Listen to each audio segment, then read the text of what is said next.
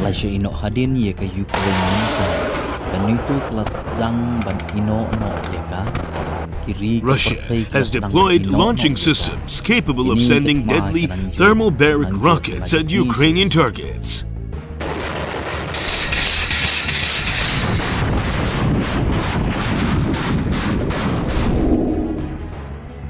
Russia has deployed launching systems capable of sending deadly thermobaric rockets at Ukrainian targets, a senior U.S. defense official told reporters on Tuesday, a possible signal that the Kremlin is readying more terrifying weapons in order to strike fear into the population after logistical hurdles have hampered the early stages of the military campaign.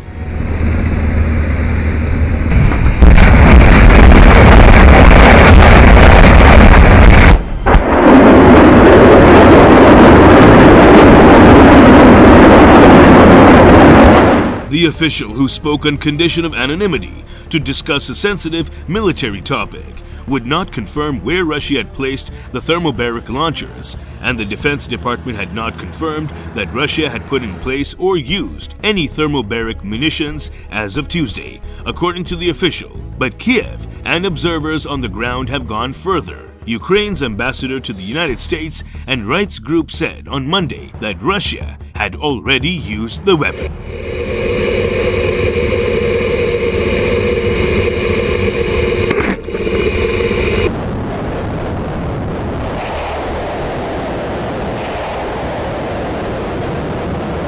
Also known as vacuum bombs, thermobaric munitions create a high-temperature reaction by sucking in oxygen from the surrounding area, producing a longer blast wave than conventional bombs. Russia is likely to employ the weapons to terrorize the Ukrainian army and civilian resistance, experts told Foreign Policy, in a possible effort to overcome logistical snags that have held back the military advance toward major cities such as Kharkiv and Kiev.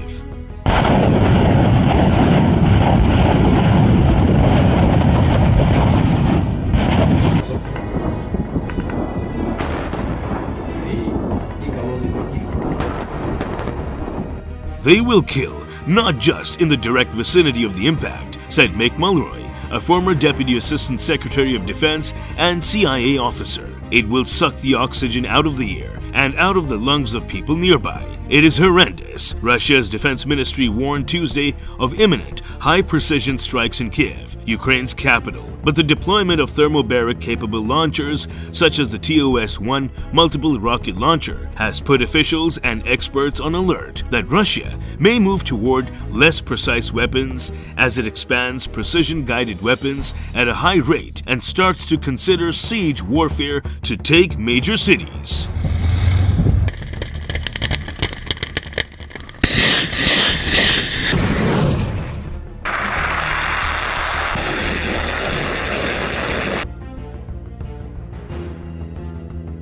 Russia also reportedly used the weapons during the Chechen wars of the 1990s and early 2000s, drawing condemnation from human rights groups, as well as during a campaign to retake the Syrian city of Ghouta in 2018. Russian military doctrine is heavily reliant on artillery and longer-range fires to provide cover for ground forces and undermine enemy morale. We are already seeing multiple rocket launchers on the outskirts of major cities, Dara Masakot, a senior policy researcher at the RAND Corporation who studies Russian military capabilities, told Foreign Policy on Friday.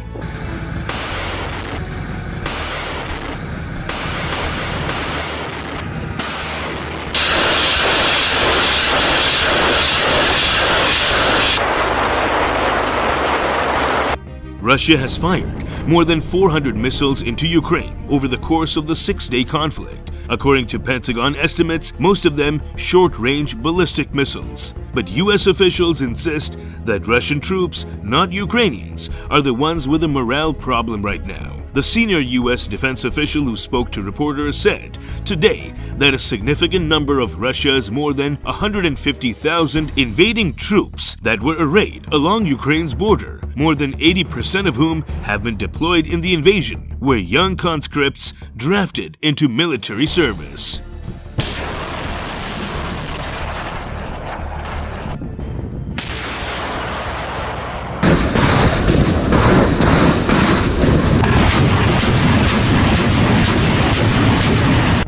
Many of them weren't even aware that they would be sent into a combat zone, the official said, adding that some Russian troops had surrendered without a fight. Alleged photographs from the battlefield indicated on Tuesday that Ukrainian forces had captured one of the thermobaric weapon launchers, though foreign policy could not independently verify the image.